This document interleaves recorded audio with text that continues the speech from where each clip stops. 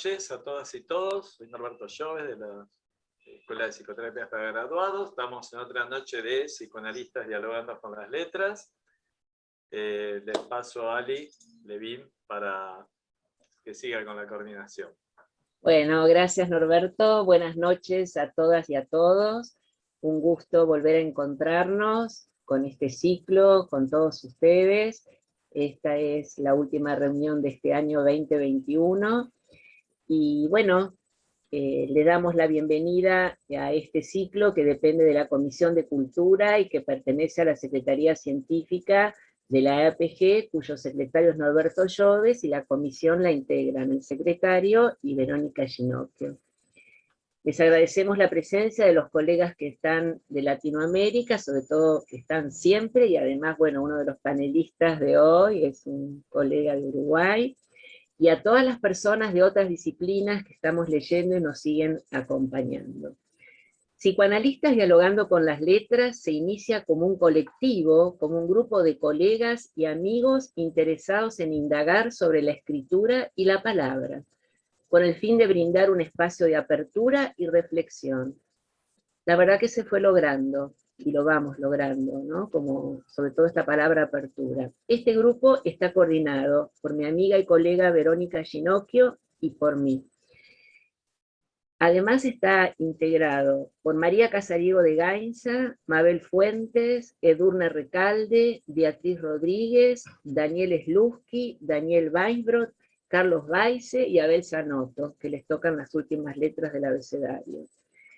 Es un espacio que se inauguró el 11 de agosto del 2020, ahí en pandemia, y siempre por Zoom, y que hoy presenta un nuevo encuentro.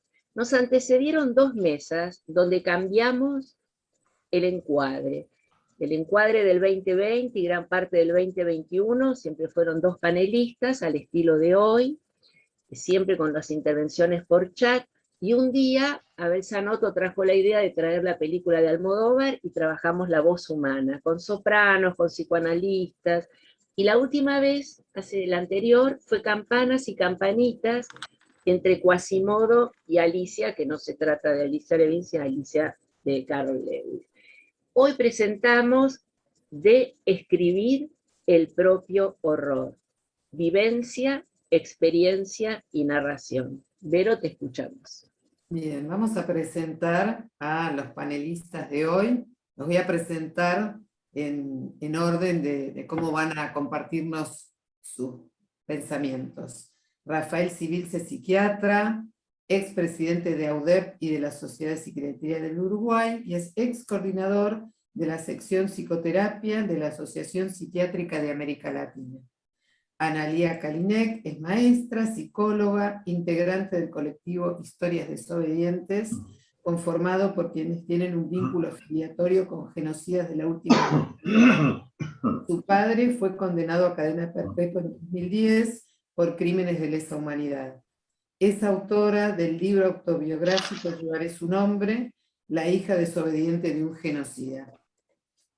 Ali, si le das la palabra a Daniel. Sí, va a ser Daniel Weisbrot, quien fue, así como Abel Zanotto en su momento, quien nos propuso dentro del grupo, a todo el grupo, trabajar este tema. Una pequeña introducción. Dani, cuando quieras. Bueno, buenas noches. ¿Qué es un testimonio sino esa posibilidad de que el dolor descanse al abrigo de las letras? Lo primero que llegó a nuestras manos fue el libro de Analía. Leerlo fue una experiencia de encuentro con un testimonio conmovedor que revelaba un profundo trabajo de historización, estremecedor de principio a fin. Si toda escritura es en alguna medida una ficción autobiográfica, nos encontramos ante un testimonio desgarrador y valiente. Ambas virtudes hacen temblar, a veces una, a veces la otra. Es una escritura entre el amor al padre y el odio al genocida. Nada menos. La estructura del libro, entre relatos, testimonios cartas mecanografiadas, que es un hermoso recurso estético, documentos, citas literarias, hace un conjunto raro pero contundente, donde se observa esa parte de ficción que Analía fue eligiendo. Es imposible dejar de leerlo, de perseguir ese hilván ondulante, de esperar un arribo, una llegada. Es que así se construye una narración, una historia, con jirones de verdad, con retazos de percepciones, colores, imágenes. Así se construye, de la huella al recuerdo, y del recuerdo a la memoria, que enuncia, yo estuve allí. Una historia singular y al mismo tiempo algo de otras, quizá de todas. La lectura del libro de Analía llevó a nuestro grupo casi inmediatamente a pensar en Rafael Civils como integrante de esta mesa. Su trayectoria en el trabajo con víctimas del terrorismo de Estado en el Uruguay, su tarea con el exilio y el desexilio, su experiencia terapéutica con presos políticos, familiares y con los mismos exiliados, lacerados, lastimados por una herida que no cierra, nos dio la oportunidad de armar este encuentro rioplatense para volver a pensar en los efectos de la tortura, la desaparición y el asesinato durante las dictaduras que azotaron nuestras tierras. Así, el psicoanálisis y las letras mezclados, intentando producir trama, historia, narración. Una travesía que va del dolor a la esperanza. Esa esperanza que, como decía Cortázar, no es un sentimiento humano, sino la vida misma defendiéndose. Y que Gracias. adelante con la mesa.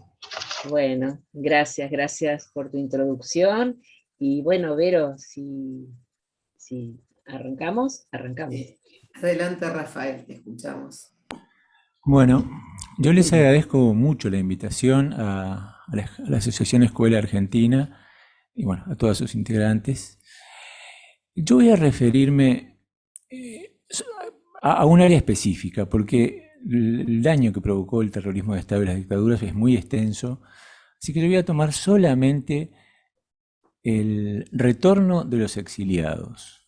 Voy a tratar de hablar un poco de eso, voy a tratar de referirme a algunos elementos psicopatológicos, porque creo yo, y creo mucha gente, que el retorno de los exiliados, el proceso exilio-desexilio constituye en sí una categoría psicosocial, ¿no? Ahora voy a detenerme un poquito más en eso.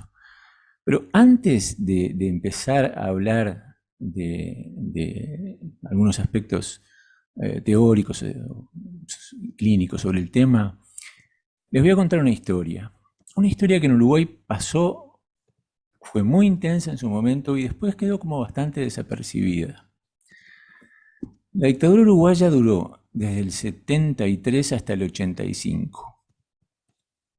En el año 83, 2 años antes de que terminara, la Navidad de ese año, se juntaron en Madrid 154 niños uruguayos, de toda Europa, 154 hijos de exiliados en Madrid.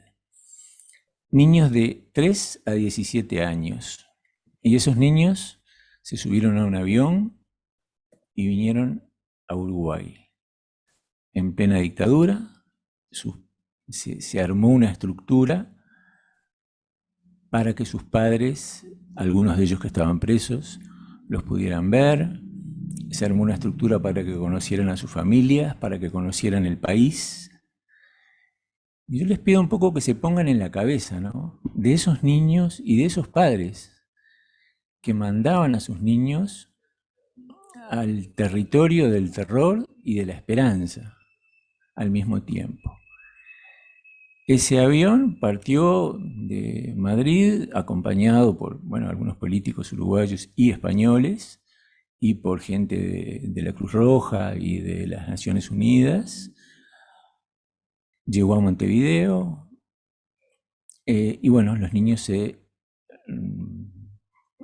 dieron a las familias que los recibían acá, en un local que queda cerca del aeropuerto, relativamente cerca, 45 minutos, 1 hora, pero la caravana llevó más o menos 8 horas desde que los niños llegaron al aeropuerto hasta que los fueron entregados a sus familiares.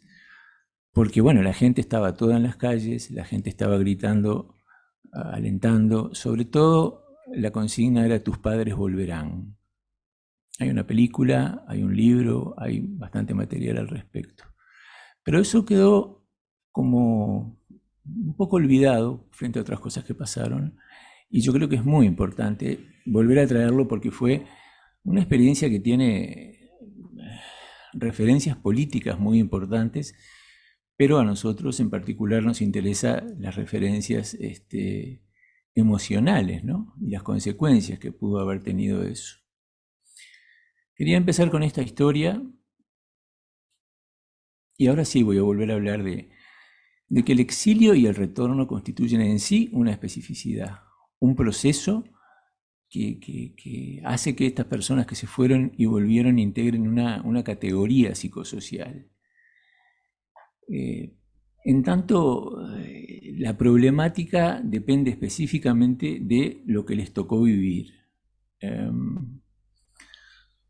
No voy a abundar mucho sobre esto, pero todos estos cambios que les tocó vivir implican que el país al que vuelven debe integrarse nuevamente, no es el mismo país que dejaron, se mezclan las fantasías, la realidad, en fin, imagínense esa situación también, ¿no?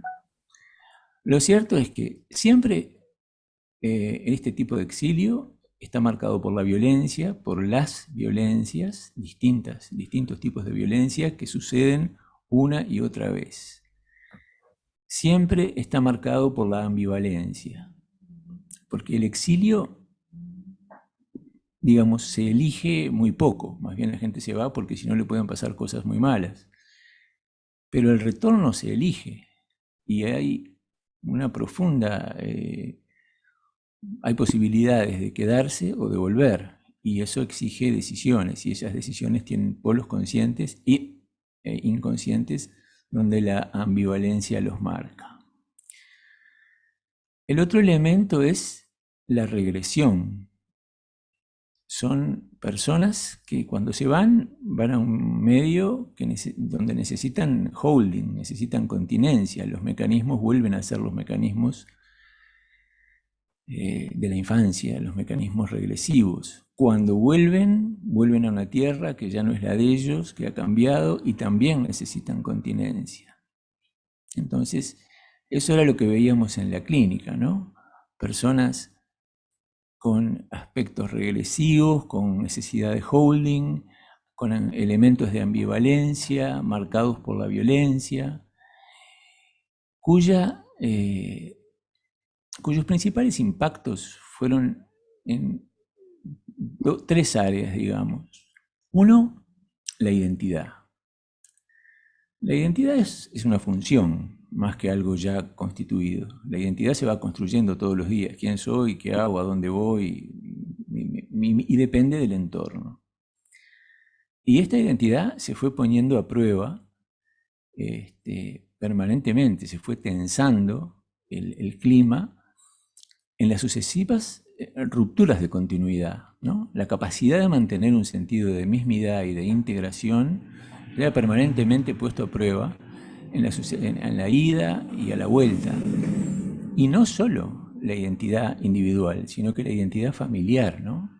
Lo que era una familia acá se tuvo que rearmar en el exterior con otras pautas, y lo que era una familia en el exterior al volver los roles varían, los roles cambian, la gente necesita asumir nuevos compromisos, en fin, digo, la identidad familiar, la identidad estructural, que es habitualmente el sostén de las personas, también se vio ampliamente comprometida.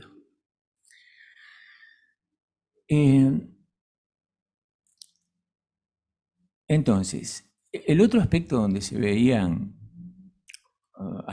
elementos muy importantes es obviamente en los duelos, ¿no? Las personas perdían, al volver constataban que habían perdido el lugar que ocupaban, las relaciones, los objetos, los valores, la fidelidad de su propia memoria, y también que habían perdido hasta adversarios, enemigos. Era un momento donde no había comunicación muy directa, la comunicación estaba sesgada, en fin, era encontrarse con pérdidas y además al volver dejaban en el exterior logros que habían tenido, lo que sumaba más pérdidas, ¿no? Entonces, el proceso de duelo era muy difícil. Y a mi modo de ver estaba marcado por una característica, que es el tipo de objeto que se pierde, ¿no? Uno no pierde algo, pierde un trabajo, un familiar, una función, pierde una cosa más o menos concreta, más allá de los aspectos simbólicos que implique. Pero acá el objeto, los objetos que se pierden están desplegados en el tiempo y en el espacio, de distintas maneras, y muy cercanos al yo. Por lo tanto, muchas de estas pérdidas eran sentidas como ataques al yo, como impactos narcisistas, ¿no? O sea, las características de estas pérdidas muchas veces se marcaban con depresiones de tipo narcisista, o sea, con aspectos melancólicos. Y el otro aspecto es la vivencia confusional, no el modo de la confusión mental psiquiátrica, las personas sabían dónde estaban y quiénes eran, pero el modo de una superposición de espacios vivenciales con desorientación, dificultad para sentirse seguros, para sentir que la realidad que vivían era sólida y constatable, ¿no? Las dificultades cuando se despertaban, dónde estaban, quiénes eran, dónde estaban las cosas, todo ese tipo de situaciones que ustedes pueden imaginarse, las vimos.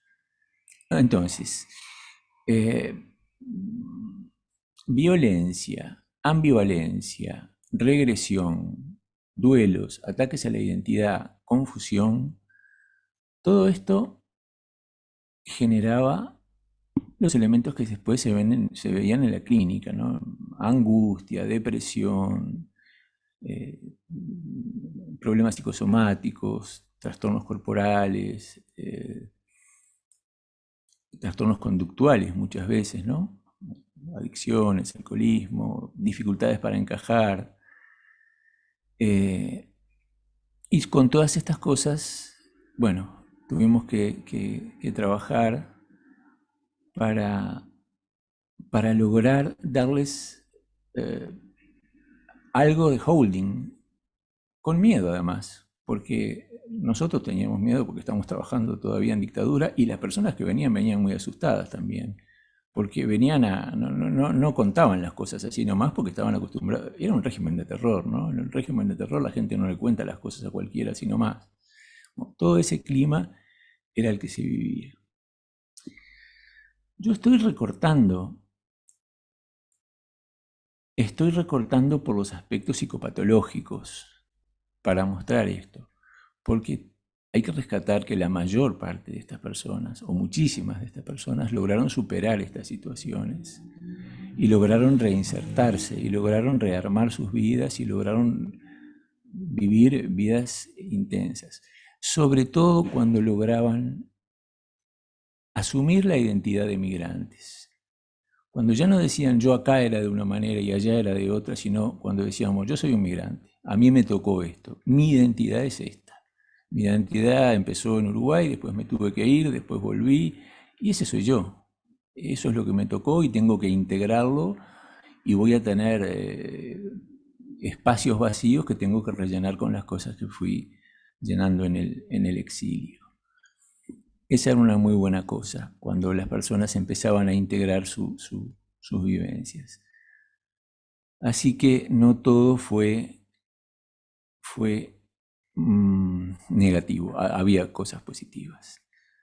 Y bueno, y para terminar, no voy a entrar en ello, pero sí voy a mencionar con mucha claridad que estas situaciones tienen impactos que todavía estamos viendo, ¿no? O sea, que los vamos a ver por mucho tiempo, porque estas familias fueron afectadas, estas personas fueron afectadas, y todavía, bueno, sabemos que lo transgeneracional tiene un amplio impacto. Pongámonos de vuelta ahora en la cabeza de esos niños y esos padres que fueron y vinieron como señal de esto que fue tan duro para todas las personas. Y bueno, básicamente yo les quería decir eso, transmitir esta experiencia. Gracias. Muchas gracias. Muchas gracias. Le damos la palabra a Analía. Hola, ¿qué tal? Buenas noches. Bueno, un honor y un gusto enorme estar participando de este panel, de este espacio. Me convoca, bueno, acá con este título, ¿no? De reescribir el horror, ¿no? Las vivencias, y pensando un poco, convocado un poco también por la reciente publicación de un libro que recién, bueno, estaba comentando también Daniel con mucha amorosidad, y lo cual agradezco también las palabras. Un libro autobiográfico que relata un poco esta condición de hija de genocida, ¿no? Esto también que Rafael hacía referencia de, todavía no podemos dimensionar las consecuencias que estos crímenes, ¿no? Los crímenes de lesa humanidad, los crímenes de genocidio tienen en las sociedades. Todavía sabemos que, bueno, que las consecuencias siguen operando, siguen vigentes, y que esto también se transmite transgeneracionalmente. Y bueno, hay toda una dimensión que está vinculada a los familiares de los perpetradores, a los familiares de los genocidas, que aún no ha sido todavía muy explorada. En ese contexto entendemos que Historias Desobedientes, que es un colectivo que surge en Argentina en 2017, inaugura un campo de estudio también, y pone en evidencia toda una dimensión poco abordada, ¿no? Cuáles son las consecuencias de estos crímenes al interior de las propias familias de los perpetradores.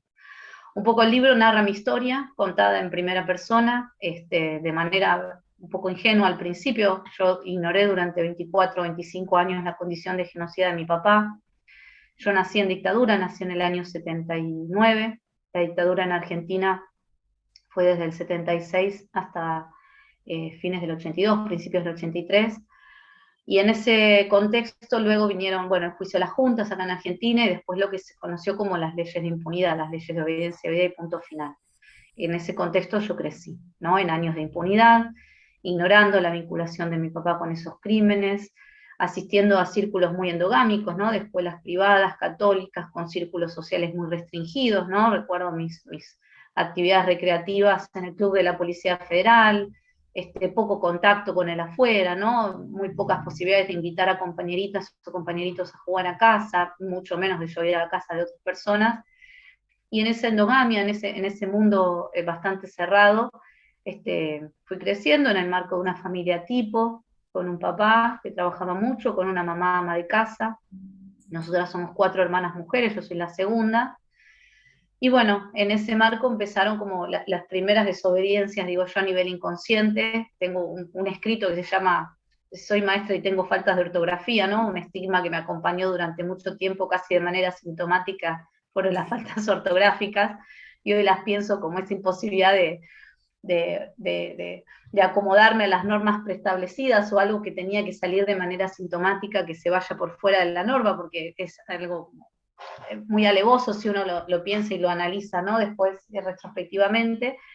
Y bueno, tempranamente salí de mi casa, me casé muy jovencita, a los 22 años, no obstante lo cual, siempre cuento que fui la que más tardó en casarse de las 4 hermanas, con este mandato de que había que casarse y tener hijos. Todas las 4 hermanas nos casamos siendo muy jovencitas. Y bueno, inicio mis primeros pasos en la universidad pública, empiezo a estudiar psicología, me enamoro de Freud, me enamoro del psicoanálisis, me enamoro del estadio del espejo, de Lacan, y empiezo ahí a entender, bueno, nada, todo un mundo nuevo, autores nuevos, ¿no? Bueno, que me van dando otras herramientas para repensarme. Y siendo yo apenas una estudiante que recién se inicia en la Facultad de Psicología, mi padre queda detenido con prisión preventiva, acusado por crímenes de lesa humanidad. Yo tenía en ese momento 24, 25 años, mi primer hijo, que hoy ya tiene casi 18 años, recién estaba naciendo, y por primera vez, bueno, aparece esta pregunta, ¿no? Y esta reflexión acerca de, bueno, que yo había nacido durante una dictadura y qué estaba haciendo mi papá durante esos años, ¿no? La pregunta era obligada, ¿no? ¿Por qué mi papá está preso? ¿De qué se trata todo esto? Y las respuestas al interior de mi familia eran evasivas. Bueno, son todas cuestiones políticas, es todo mentira, papá salió a defender a la patria. Y bueno, y ahí tratando de hacer como una vinculación un poco forzosa con esta idea del exilio que también traía Rafael, donde yo me escuché a veces decir que yo inicio como una especie de autoexilio familiar, ¿no? Con lo contradictorio que puede ser ese término, porque yo empiezo a sentir como cierta incomodidad al verme confrontada con esta condición de imputado en un primer momento de mi padre, que luego será condenado a cadena perpetua por crímenes de lesa humanidad en el año 2010, pero empiezo a hacer algunas preguntas, primero en el fuero muy íntimo, ¿no? Acerca de algunas dudas, algunos interrogantes, que me costaba mucho poder esbozar al interior de mi familia, ¿no? Yo crecí con un vínculo de mucho afecto con mi papá, ya insisto, ¿no? En esta cosa de familia tipo, casi familia Ingalls, si se quiere, donde poder cuestionar a mi papá fue algo bastante trabajoso, dudar de él era algo que en un primer momento no podía y me generaba mucha culpa. ¿Cómo voy a sospechar de mi papá? ¿Cómo voy a pensar esto de mi papá? Hasta que, bueno, la causa fue avanzando y cada vez más contundentemente se imponía ante mí, se revelaba ante mí esta condición de genocida de mi papá. Uno de los puntos de inflexión fue en el año 2008, cuando leo el auto de elevación a juicios en el marco de la causa, y puedo acceder, digamos, a los testimonios en primera persona de personas que habían sido sometidas a tortura, ¿no? por mi padre. Y bueno, en ese contexto ya había nacido mi segundo hijo en el año 2008, yo casi y hasta ingenuamente voy a la cárcel, a donde lo iba a visitar regularmente a mi papá, y le pido que me explique, que me cuente, ¿no? Y lo paradójico es que yo hacía 3 años que lo estaba yendo a visitar a mi papá a la cárcel, junto con mi mamá y mis hermanas, y nunca hablábamos de nada vinculado a por qué él estaba en la cárcel. Entonces, era la primera vez, a partir de este hecho concreto, que fue la elevación a juicio oral, y los medios de comunicación que también levantaron esta noticia, donde yo puedo empezar a hacer la primera pregunta, decir, bueno, papá, explícame esto, porque acá aparecen todos estos testimonios. Y bueno, eso marca el inicio de este autoexilio familiar, donde, bueno, aparece toda una crisis en relación a los modelos identitarios, ¿no? A la cosmovisión del mundo, ¿no? A las creencias que yo tenía, esta idea del padre, esta imagen de la figura paterna que se desvanece y que se empieza a desmoronar, y con ella todo mi marco de creencias, ¿no? Esto de poder pensar, bueno, ¿quién soy yo? ¿Cuál es mi historia? Todo lo que yo había construido hasta ese momento entra en crisis. Yo ya era en ese momento estudiante avanzada de psicología, inicio yo también un proceso terapéutico, me acerco al Centro de Atención por el Derecho y la Identidad de Abuelas de Plaza de Mayo, y ahí soy alojada, y empiezo un proceso terapéutico que continúa a la fecha, y creo que por los siglos de los siglos continuará, bueno, donde empiezo a tratar de enmarcar algo de esto, ¿no? Empezar a ponerle algo de marco a esto que se me había desenmarcado y que generaba una suerte de desborde, ¿no? Casi sintomático, y que se traslucía en una necesidad de poner palabras, ¿no? Yo siempre cuento medio en broma, medio en serio, que pobre la persona que se sentaba al lado mío en el colectivo, porque me preguntaba qué hora es y yo le terminaba contando que mi papá estaba preso, ¿no? Fue como una de las primeras cuestiones que aparecen a ser trabajadas en terapia, esta necesidad de, bueno, de circunscribir y de poner un poco de marco, ¿no? a toda esta historia para no quedar yo tan expuesta, y para no también exponer al otro, que terminaba siendo un interlocutor forzado a lo mejor de situaciones que se iban de contexto. Y bueno, y en toda esta historia, en todo este relato, en toda esta trayectoria, siempre la palabra y la escritura me fue acompañando, ¿no? De manera constante y de manera no premeditada, ¿no? Yo empiezo a redactar una suerte de diario íntimo, que lo hago de manera manuscrito, allá por el año 99-2000, tratando de contarles a los hijos que todavía no habían nacido, cuando yo todavía no tenía hijos, empiezo como con una necesidad de querer registrar la historia para cuando ellos sean grandes puedan conocer su propia historia. Y yo ubicaba el inicio de esa historia en el momento en que mi compañero y yo nos conocimos, ¿no? En una suerte de querer subsanar mi propia falta de registro en las generaciones siguientes.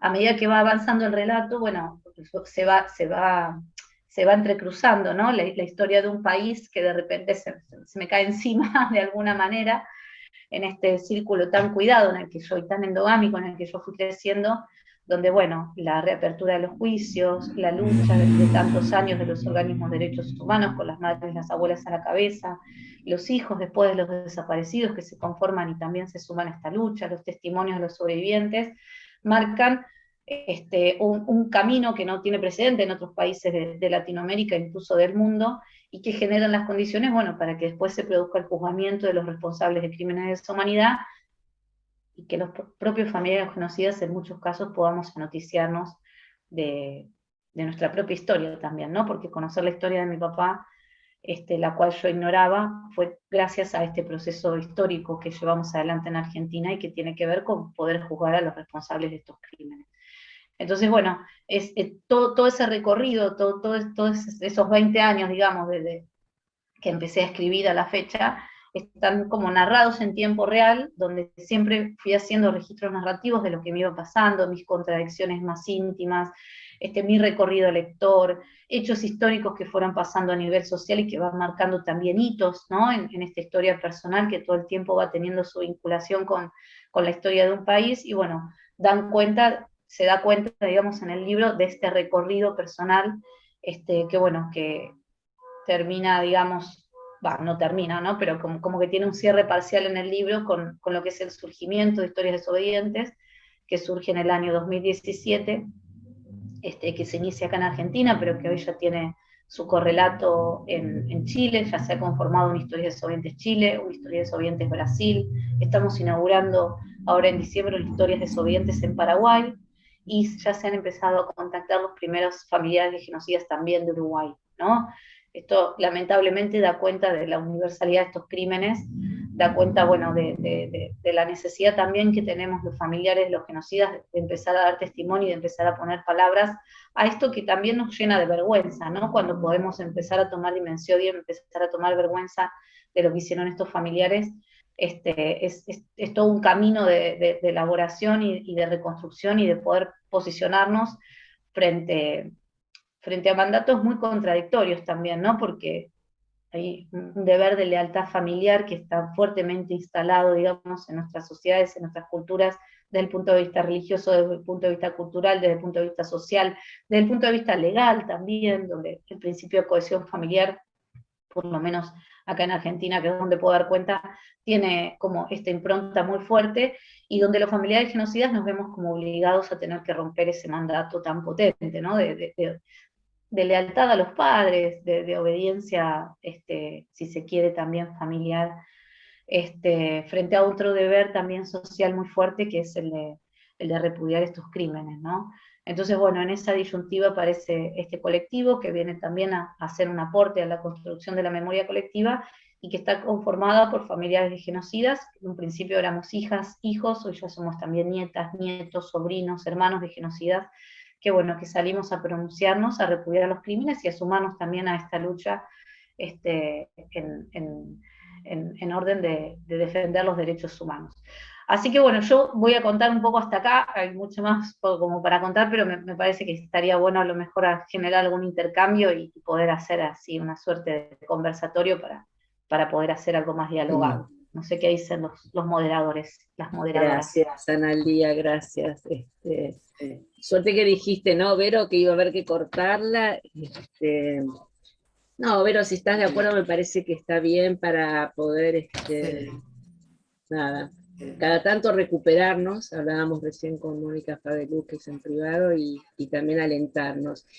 Em, Verónica Ginocchio y yo decidimos, después de las dos intervenciones, dar la palabra a una integrante de nuestro equipo, que es la psicoanalista María Casariego, que no sabíamos, ¿no? Muy bien, María, cómo llamarlo, si era una manera de reponer, de reparar, por ahí no importa esa palabra, pero para quienes somos amigos y algunos colegas, sabemos que María Casariego tiene su padre desaparecido y es otra historia, eh, y ella ha hecho su vida, así que bueno, si te desmuteás.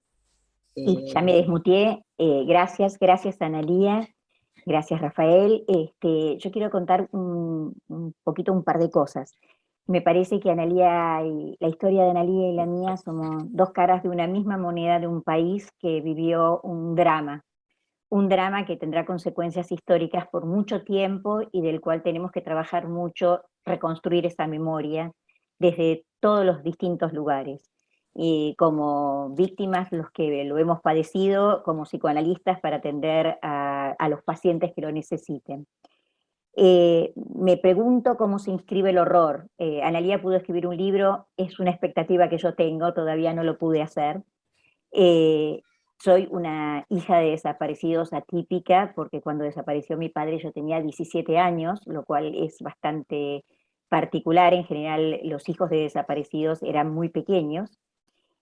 Participé de una familia muy distinta a la que contaba Analía, donde la política se vibraba todo el tiempo. Mi padre era una persona claramente de izquierda, pero en el momento que desapareció era director de inversiones extranjeras del país, y fue una causa relacionado con el gran drama que tuvo nuestro país, que fue el enlazamiento de la economía, la política y los militares, porque él fue una de las personas que defendió a la causa Ítalo, por eso fue la causa de su desaparición.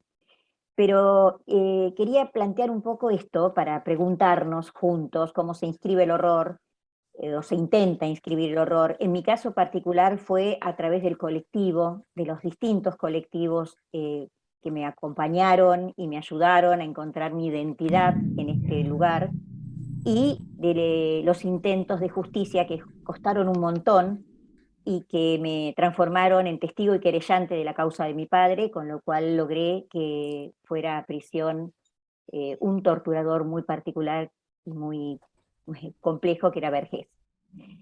La primera causa por la cual Vergés va a cárcel es la de mi padre. Y quería también preguntar un poco cómo piensan que se inscribe un duelo cuando no hay cuerpo, y durante muchos años, cuando hubo una sociedad que lo desmintió, que también fue muy complejo para crecer en ese contexto, donde era mala palabra decir desaparecido, ¿no?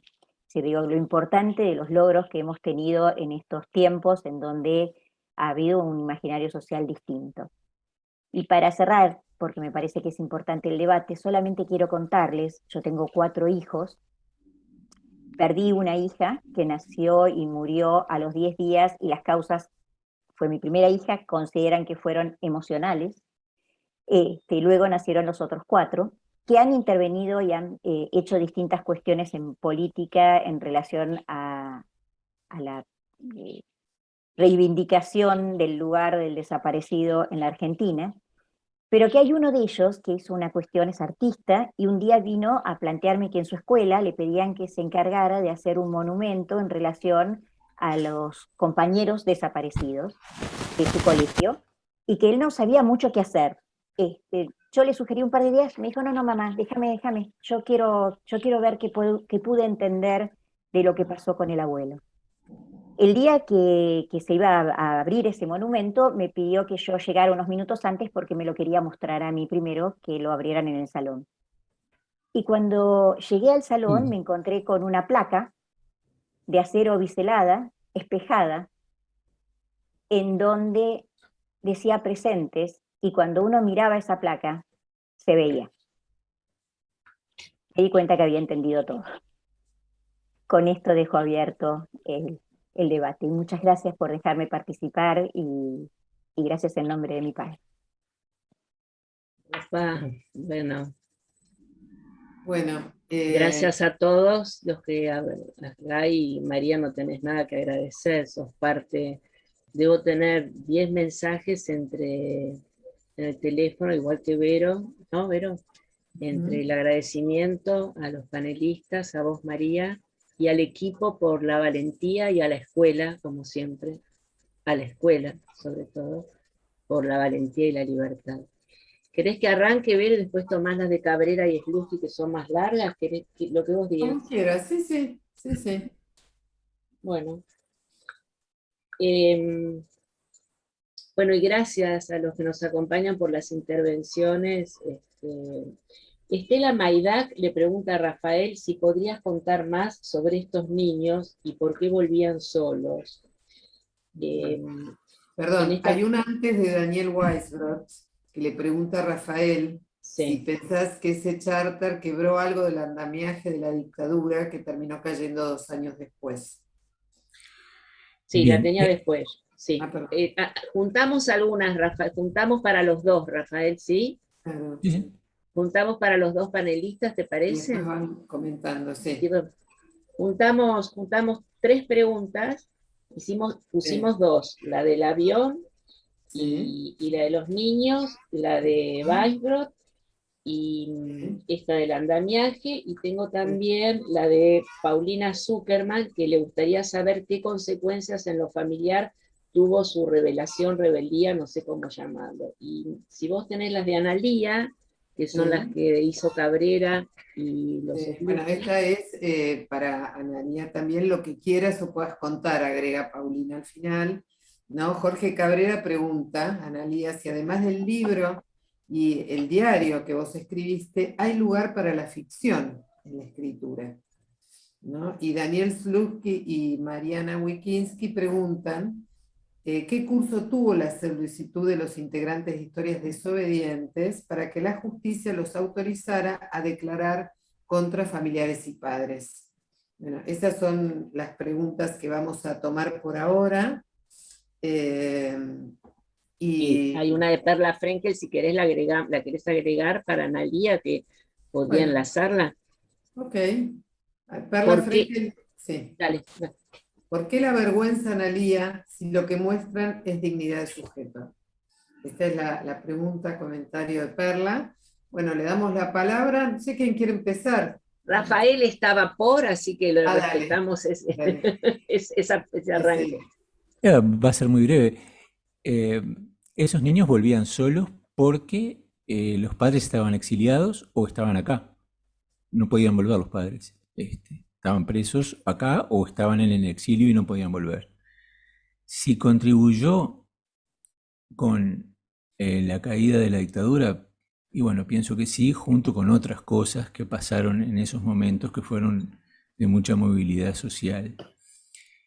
¿Y qué pasó con esos niños? Bueno, muchos de ellos viven hoy en Uruguay y otros viven en el exterior donde se criaron y donde volvieron. Hay reportajes, ya les decía, una película y hay algunos libros al respecto, ustedes los pueden buscar, y ahí está la trayectoria de algunos de estos niños, que bueno, las historias son muy variadas, pero esas son las respuestas más concretas. Bueno, Analía.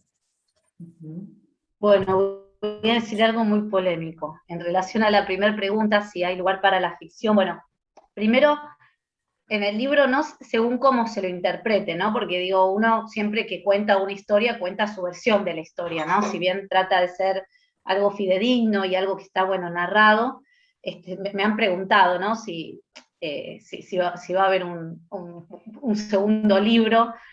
La verdad que no es algo que se me ocurriría, pero sí me encantaría, y hasta fantasía en ficcionarlo, un segundo volumen en el cual mi papá se arrepiente y pide disculpas por lo que hizo y cuenta lo que sabe acerca del destino de los desaparecidos y los bebés nacidos en cautiverio, ¿no? Esto es algo que atraviesa el libro permanentemente, una interpelación y un reclamo directo y permanente a mi papá para que él cuente lo que sabe. Mi papá tiene 69 años, mi papá era un oficial joven de la Policía Federal cuando fue la dictadura, entre el año 76 y el 82, él tenía entre 24 y 30 años.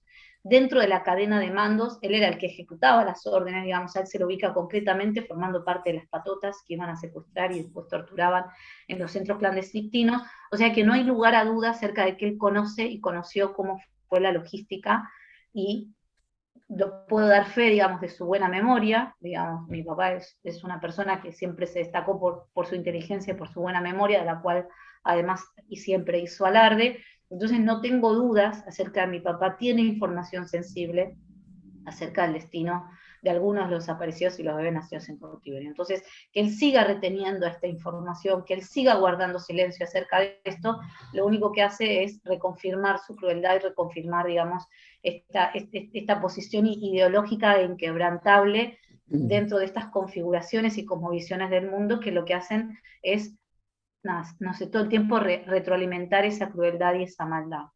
El libro viene un poco como a evidenciar y a poner en tensión desde un lugar de mayor intimidad, digamos, este reclamo.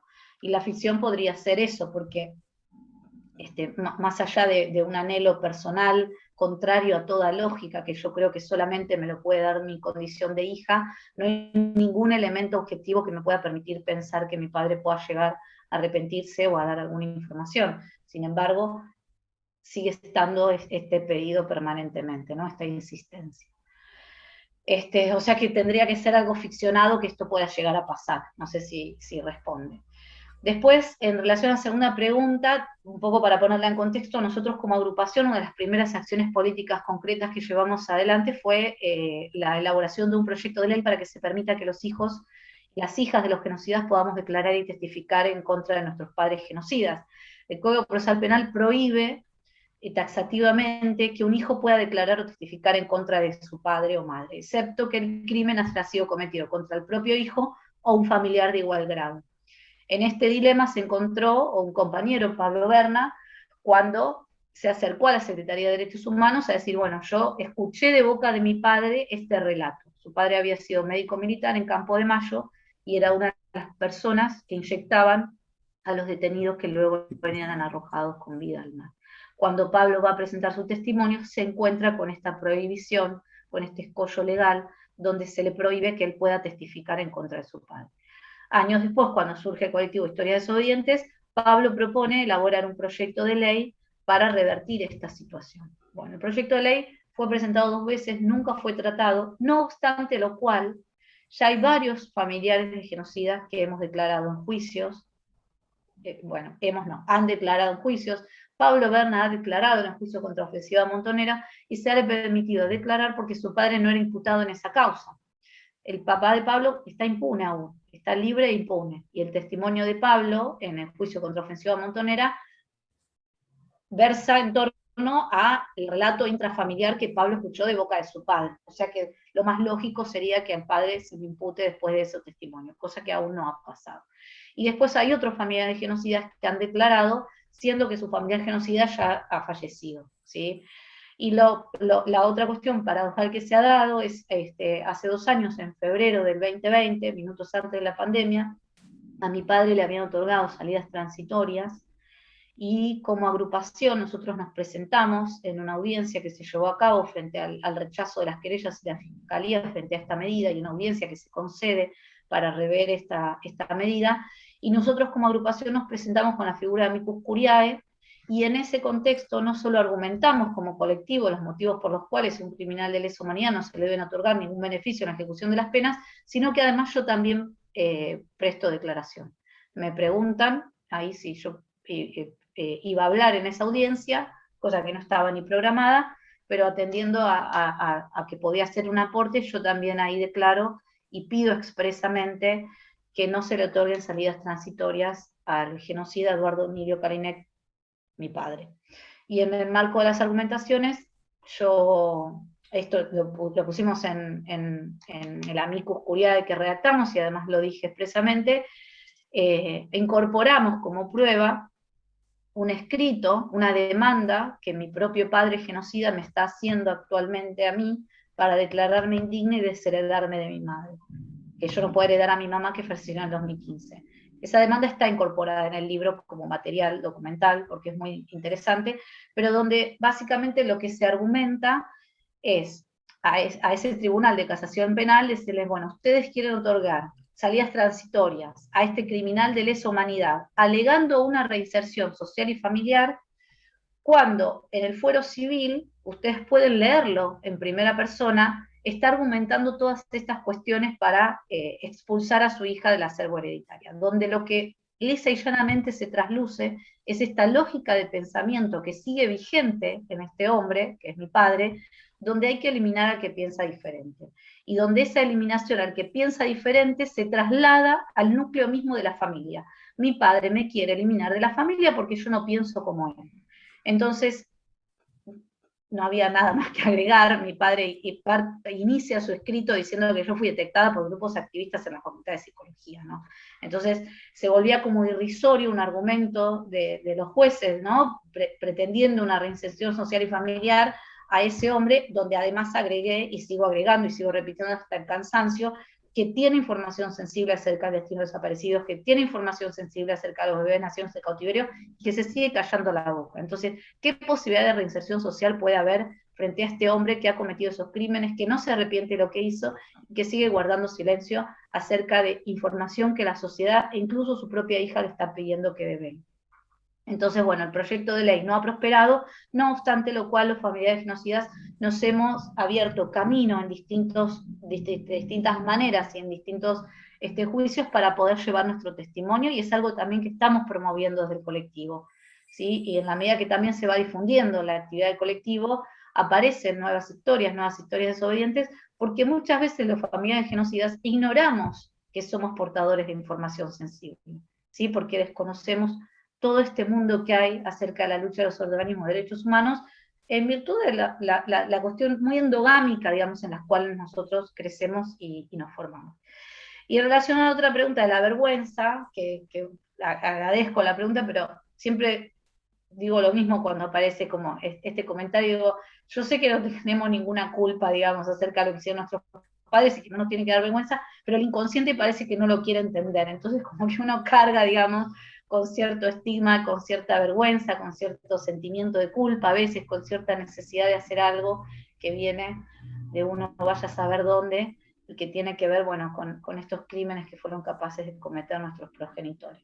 Así que bueno, sí, yo sé que no debería tener vergüenza, pero la verdad es que es algo vergonzante saber que tu padre ha cometido esos crímenes, y bueno, y poder posicionarnos como familiares genocidas es también una posición que primero en mi caso ha sido personal, pero también es un posicionamiento político, ¿no? Historia Desobediente se ubica justamente en ese lugar, en asumir nuestra condición de genocidas, y desde ese lugar también salir a repudiar los crímenes. Gracias. Gracias, Analia. ¿Querés, Vero, la palabra de voy a Natán? leer Y yo sí. primero un comentario de Estela Maidac, que agradece esta mesa elaborativa de un trauma que dejó marcas. Voy a leer un comentario de Natán Sonis. Agradezco el relato de Analia, imposible de escuchar sin conmoverse. Su desobediencia creo que libera nuevos sentidos posibles para vivir. Lo que cuenta de sus rebeldes faltas de ortografía abrieron la puerta a una gramática que funda otra ética. ¿Alguna reflexión de cómo opera la ambivalencia en esta movida que incluye vínculos tan primarios y primeros? ¿Leemos alguna más? Leo Mónica Perla. Sí. Bueno, Mónica, pregunta, o para ambos, pregunta, ¿qué lugar hay para el analista que lleva... Estas Se me fue. curas. Sí, se me fue para arriba. No, ¿qué lugar hay para el analista que lleva estas curas? ¿Testigo, sostén? ¿No? Ahí preguntamos a ambos. Y Sí. María, Perla Frenkel, que es miembro de la asociación y muy, muy reconocida, te dice: María, te conocí en el 74 y me conmovió profundamente escuchar hoy tu experiencia de vida, esta que compartís, y te agradezco mucho. Creo que después está Beatriz, a ver. Sí, Beatriz Rodríguez, que dice, en literatura la palabra ficción, retomando lo que había preguntado Jorge Cabrera, es un eufemismo, hay siempre realidad psíquica, ¿no? Y Slutsky Sí. Wikinski dice, fabulosa conjunción entre lo colectivo y lo individual. Queda demostrado en las tres exposiciones cómo se retroalimentan entre sí. Gracias. Hay muchos agradecimientos. Ya que van, yo quería sumarme en la previa que tenemos siempre.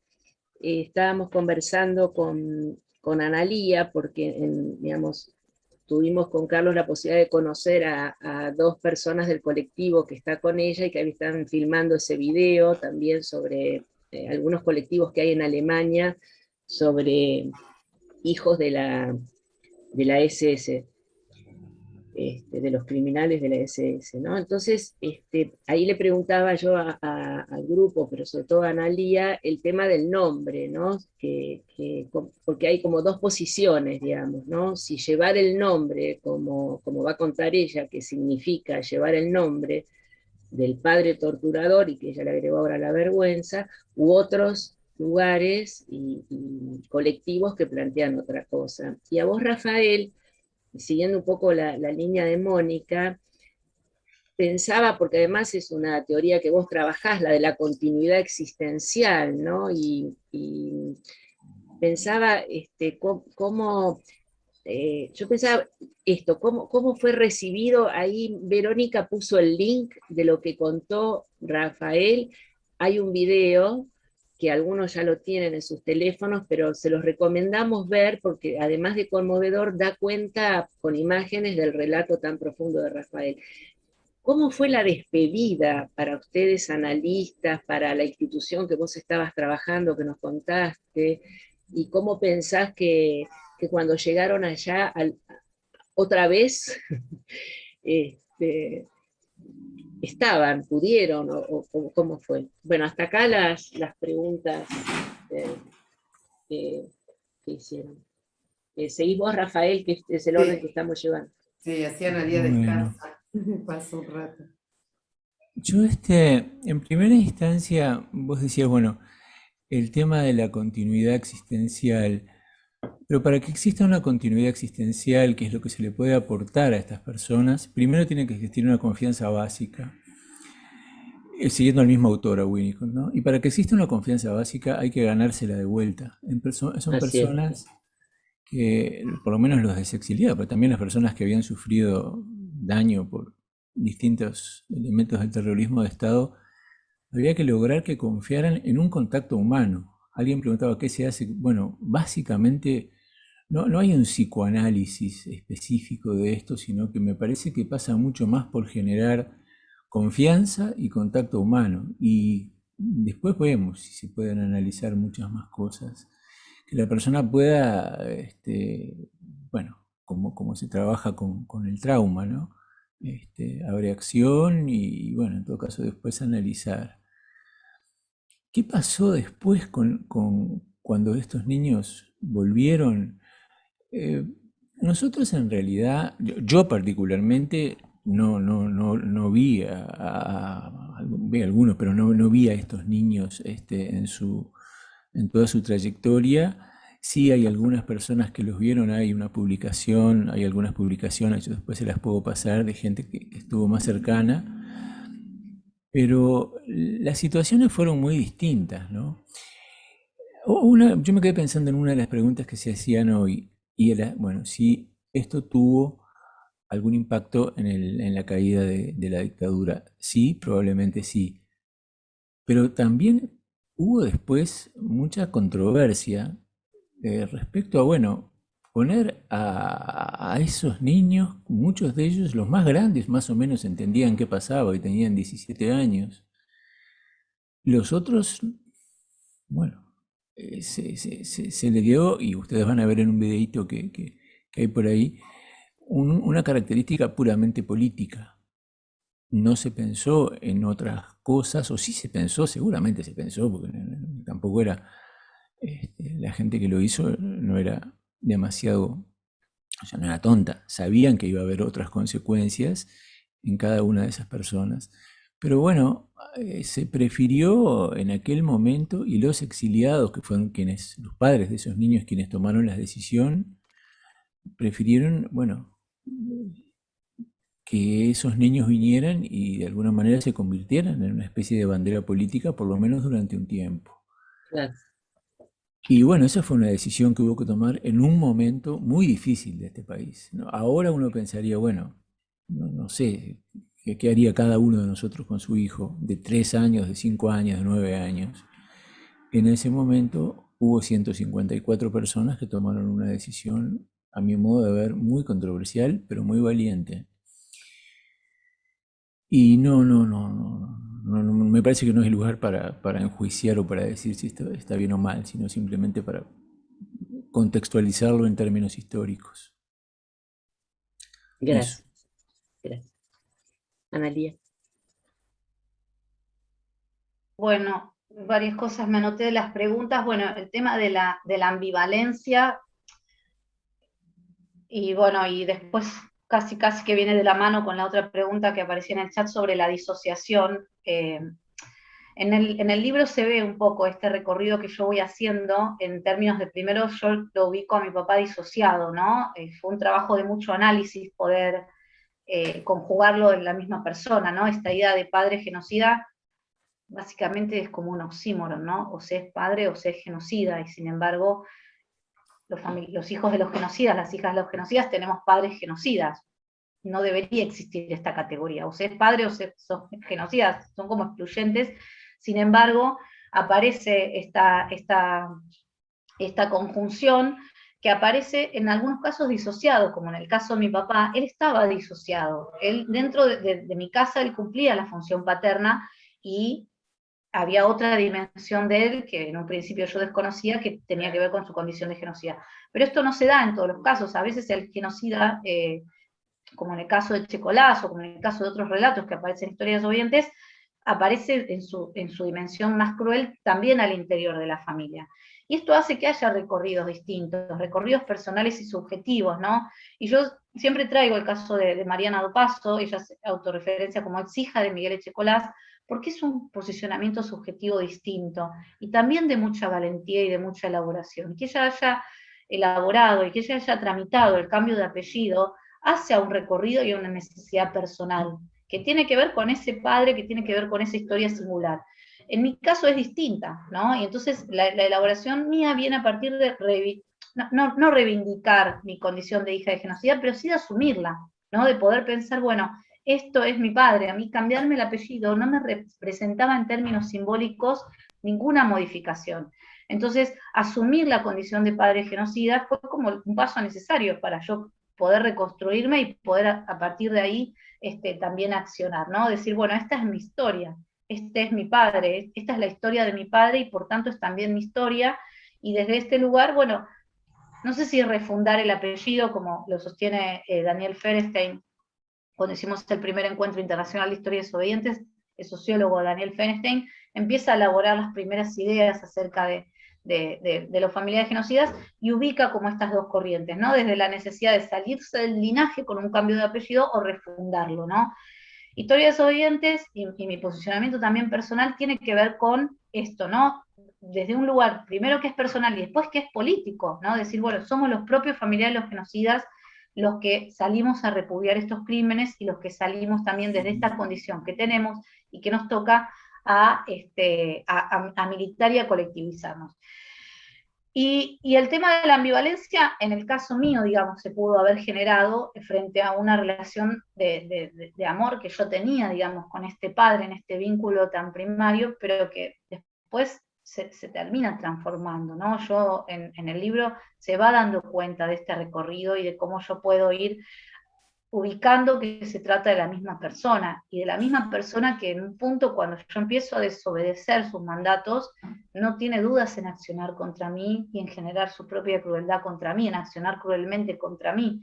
Entonces, en ese marco es como difícil, y es como una elaboración permanente que uno tiene que ir haciendo de poder ubicarse, ¿no? Para también, no sé, resguardarse frente a esa crueldad del padre, ¿no? Que acciona directamente contra la hija, donde en el caso de él es digno de análisis, digamos, poder pensarlo, qué es lo que hace que no pueda primar la condición de padre, ¿no? Porque está parado frente a una hija, y sin embargo él me termina ubicando del lado del enemigo, ¿no? Él expresamente dice que yo fui detectada por grupos activistas en la Facultad de Psicología, y a partir de ahí acciona con una demanda legal para excluirme de la familia. Entonces, ¿por qué? ¿Cuál es su cosmovisión del mundo? ¿Cuáles son sus marcos ideológicos? ¿Cuál es su estructura psíquica como para ni siquiera el amor filial, digamos, que uno puede pensar, el amor de padre puede superar, digamos, ese mandato, ese pacto de silencio, ese sentido de pertenencia a esa institución? Y bueno, lo del nombre un poco lo describí sintéticamente ahí cuando dice, bueno, es un posicionamiento político y es también un posicionamiento personal, asumir, digamos, el propio nombre, y de ahí versa también el título del libro, ¿no? Como un posicionamiento personal que también se hace político a partir de asumir la condición de familiar de genocida de mi padre. Bien. A ver. Voy a leer algunas preguntas y comentarios, a lo mejor las vamos a tener que compactar un poquito porque a las 10 terminamos. Perla Frenke le dice a Rafael: la narración de Rafael también me recuerda a los niños de la Shoah. Para Analía, desde lo psicológico, ¿no sucede que los genocidas presos y después de un tiempo no olvidan, entre comillas, la crueldad y la transforman, afirmándose en los principios que sostienen? Tipo Videla, pone entre paréntesis. Slutsky Wikinski, cuando ya parecía que solo en los juicios abiertos podría producirse el material que revela nuestra historia, se produce la aparición de lo que puede revelarse y revelarse. Para Analía y su falta de ortografía, la de la B corta y la de B larga ponen acá, desde el lugar menos pensado, que era el seno de las mismas familias de los represores. ¿Leo algún comentario más? Sí, sobre la indignidad le preguntan a Analía, y alguien, no sé si es Marcelo Podestá, que dice que hay un retrógrado artículo sobre el juicio de la indignidad. Hace un comentario, ¿no, Vero, sobre esto? Sí. Y también te pregunta Daniel Weisbrot por qué el título de tu libro. Pero dale, Vero, así vamos seguimos. Sí. El libro Transterradas recorre el relato de niñas exiliadas ya adultos en primera persona, dice Daniel Sluch y Mariana. De Mirta Arballo a todos, al recordar se siente la opresión en el cuerpo. Hemos transitado por el horror en una edad donde tratábamos de negar el miedo. Felicitaciones, Analía, Flor de Ovarios. Bien. No se me ocurre cómo se puede tramitar la disociación entre un padre que se amaba. Bueno, algo comentaste vos de la disociación, el respetable y el genocida que de pronto se descubre. Bien. De Natal ya está. Hay un comentario de Marco Disegni, que, no, hablando de los apellidos, ¿no? La pregunta de Daniel Weisbrot, ¿por qué llevaré su nombre? Se llama el libro. Y Marco Disegni dice que es dignificar el apellido, conservarlo, ¿no? También hablan aquí, bueno, que quizás lo que hizo tu papá, ¿no? Al iniciar un proceso contra vos, ¿no? Te facilitó la posibilidad, ¿no es cierto?, de poder presentarte vos ante la ley. Y Daniel Weisbrot dice: pensaba que no es solo refundar un apellido, renegar de él, también es reconocer toda la historia de un apellido, del cual el genocida es apenas un tramo. ¿No? Y Perla dice: apropiarse la herencia para que no sea una pesada carga. Y también quería agregar ahí que hay dos comentarios de Perla que ella pone, digamos, dice que seguramente no existió en los hijos de los nazis la valentía que estamos escuchando hoy o en otros lugares, y que también estos niños de los que hablabas, Rafael, le hacían acordar a los niños de la Shoah. Sobre algunas preguntas quiero leer una frase de Analía en su libro, donde ella dice: habitaré esta historia inevitablemente y llevaré tu nombre, que es nuestro y es mío. Llevaré mi nombre procurando que esta historia que nos das sea menos cruel para mis hijos y para los hijos de los hijos, ¿no? Algo que también María recuperó en algún momento. Sumamos, Ruth Vogel pregunta, Analía, ¿qué pasa con tus hermanas? ¿No? Y Rafael, no sé si te querés extender un poco más en el lugar del analista. No, básicamente, no podría... bueno, a ver, yo trabajaba en un equipo junto con una asistente social. Ese era el equipo de trabajo que teníamos.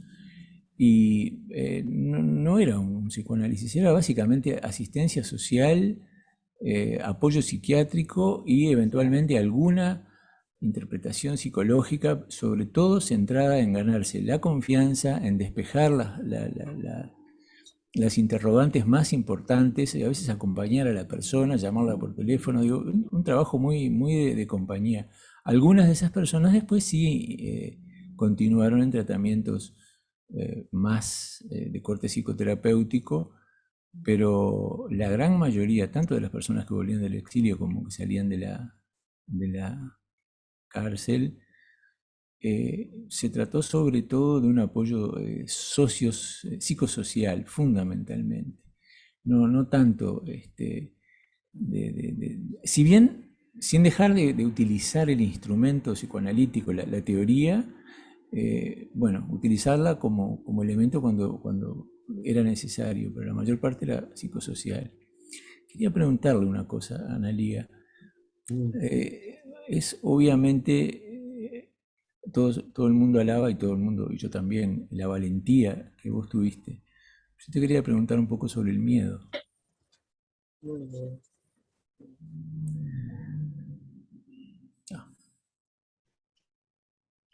Sí, aparece tempranamente el miedo a la verdad, digo yo, ¿no? Como ese primer momento de ambivalencia, si se quiere, de conocer y de no querer saber y de necesitar saber para poder seguir.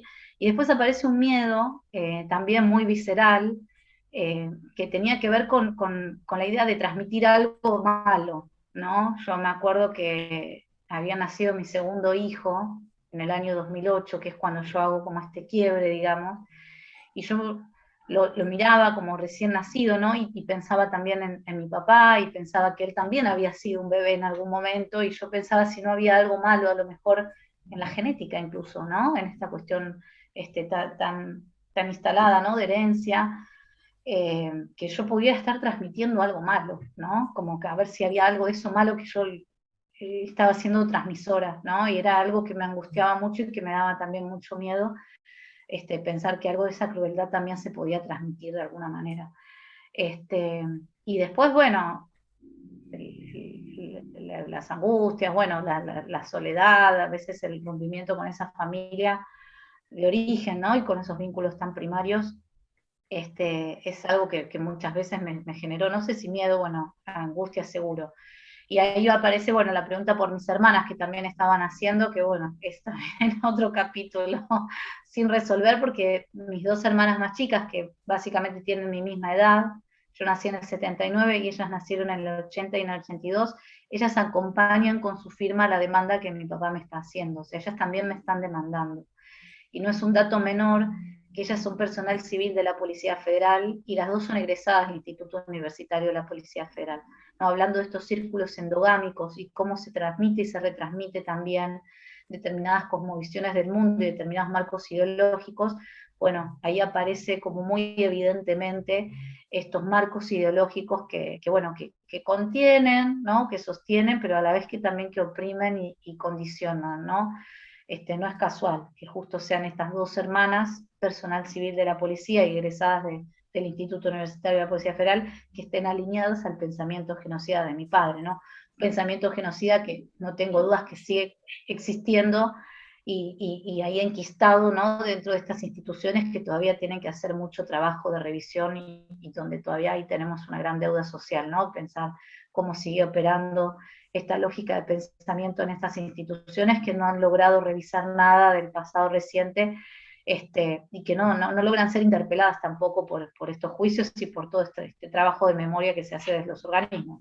Pero bueno, también es todo un tema de este rompimiento. El libro, en la dedicatoria, está dedicada a mis hijos, ¿no? A Gino y a Bruno, en una dedicatoria, a Franco y Tati, que son mis dos sobrinos, hijos de mi hermana la más grande, que tienen 20 y 22 años, y también está dedicado a Máximo y Benicio, que son el hijo de mi hermana más chica y el hijo de mi hermana, la tercera, digamos, y con los cuales yo no tengo relación, ¿no? Son mis dos sobrinos que yo no conozco, yo tengo sobrinos que no me conocen, mis hijos tienen tías con las cuales no tienen vínculo, pero que yo confío en que en algún momento van a crecer, hoy tienen 3 y 8 años, y que quién sabe en algún momento alguien le cuente que tienen una tía media loca por ahí por el mundo, quien te dice me googlean, o algún mecanismo tecnológico más avanzado que haya en el futuro, y bueno, puedan tener acceso al libro y saber que también lo escribí pensando en ellos para que ellos también conozcan su historia, ¿no?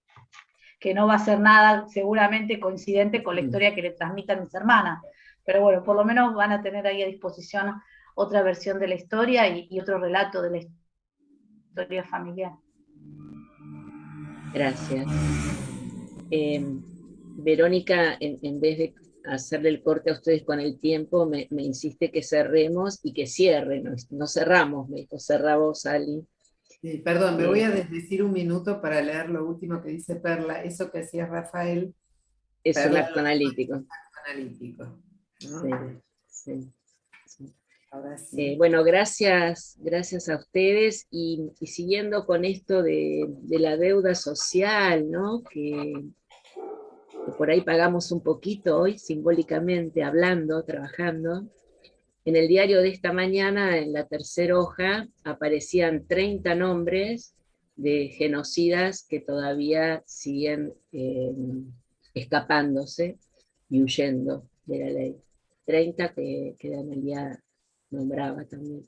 Así que este colectivo se creó para, justamente nosotros escribimos, nos juntamos para escribir, la mayoría somos amigos y colegas, nos juntamos para escribir, ambos dos escriben, el libro hoy fue central, y sobre todo fue central el recordar y la memoria. Existió un tip que tuvimos las coordinadoras todo el año, que en general ni lo sabe nuestro equipo, pero ya que nos delegaron en lugar de coordinar, que era que cada vez que coordinábamos elegíamos el color con el que nos íbamos a presentar, que iba a ser el mismo. Se nos ocurrió que el mejor homenaje a los que no están y a los que seguimos trabajando sobre dar ley era poner blanco sobre negro. Así que gracias a todos, a todas.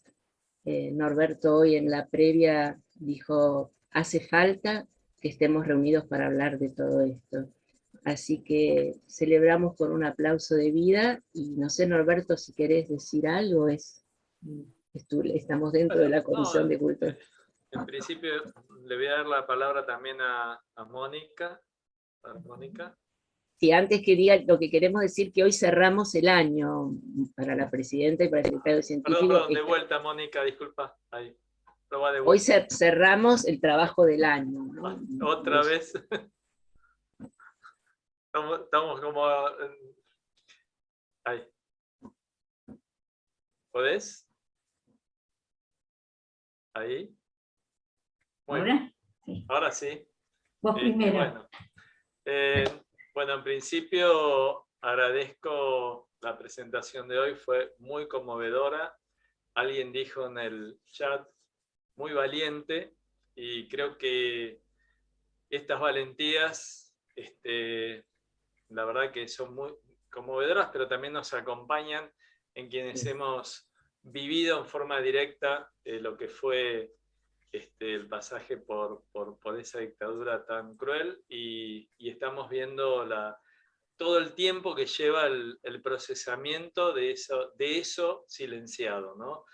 La verdad, Analía, te súper agradezco en nombre de la Secretaría de Cultura, del área de Cultura, esta presentación que hiciste. Lo mismo, María, fue muy conmovedor escucharte.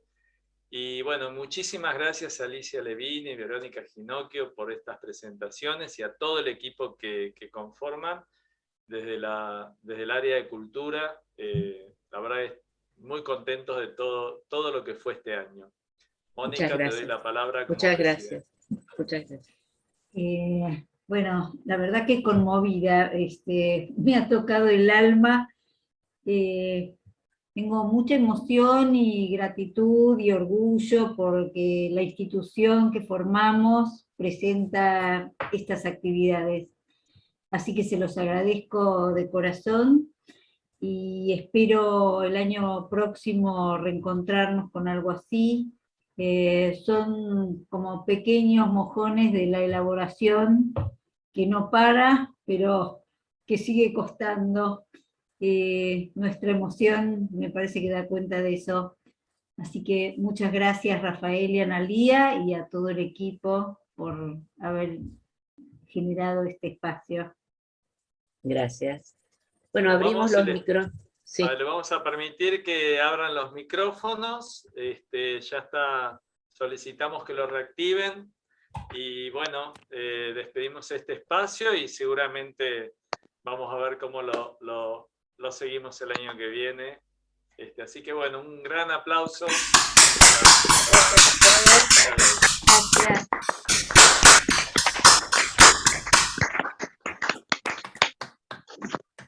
Gracias, Rafael, Analía. Gracias a ustedes. Gracias, Rafael. María, Interesante siempre, también. siempre. Felicitaciones a nuestros panelistas y muchas gracias. Gracias. Gracias Si a lo quieren, todos. va a estar en Gracias a YouTube, todos. los panelistas firmaron la autorización para poder estar en YouTube, ya las mandamos, así que cuando lo quieran compartir con quien quieran, en unos días ya está subido a YouTube. Va para Rafael, para María, para todas y para todos. Bueno, yo voy deteniendo la grabación, ¿sí? Muy bien. ¿Vale?